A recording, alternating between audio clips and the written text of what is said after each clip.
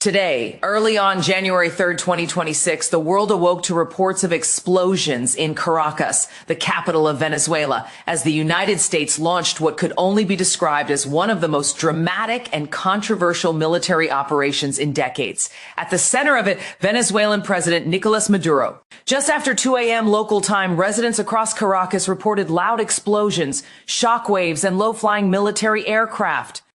Smoke billowed from key military installations, including Fort Tiuna and air bases near the capital, an unmistakable sign that something extraordinary was unfolding. Within hours, the situation became clearer and far more controversial.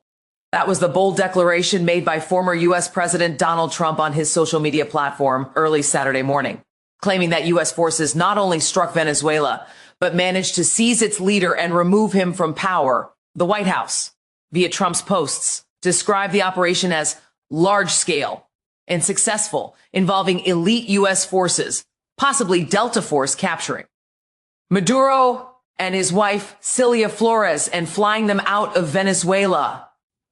The U.S. State Department also warned American citizens in Venezuela to shelter in place and avoid travel. But here's where the story gets more complex.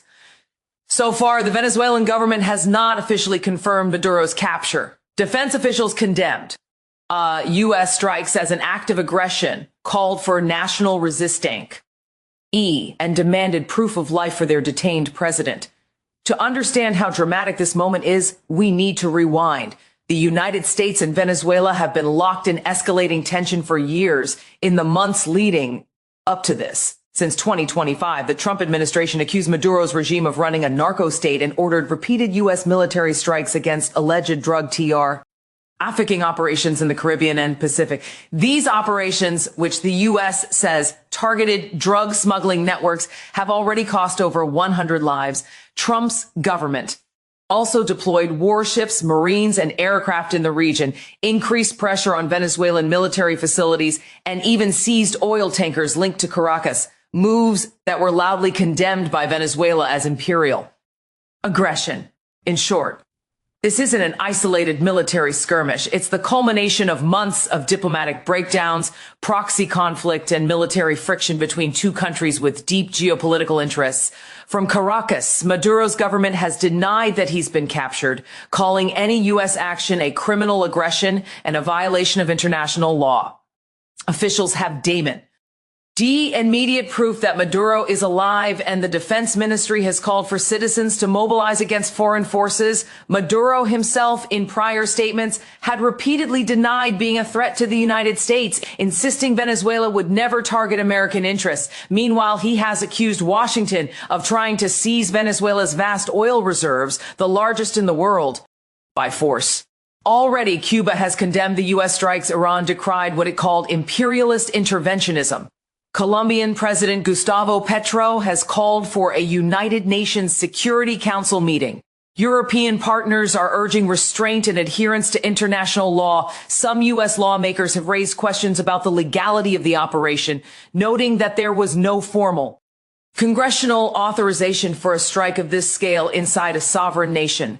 An armed intervention of this magnitude risks regional destabilization. Neighboring countries could face refugee flows, economic fallout, and heightened military alertness, especially those sharing borders with Venezuela. If U.S. forces did capture Maduro inside Venezuela without clear international backing, it may set a precedent affecting global norms around national sovereignty, similar to U.S. actions in Panama in 1989. This conflict isn't isolated to Venezuela, and the U.S., China, Russia, Iran, and others have strategic ties to Caracas. The way these countries respond could reshape alliances and influence global power balance. Comment below with your thoughts. And remember to subscribe for live geopolitical updates as this story evolves. In just a matter of hours, the world has witnessed explosions in Caracas, political chaos, conflicting claims about Venezuela's president, and a diplomatic storm that could reshape global alliances. Whether this is the end of Maduro's era or just the beginning of a new chapter of instability remains to be seen. This isn't just news. This is geopolitics. This is power, influence, and the future of nations.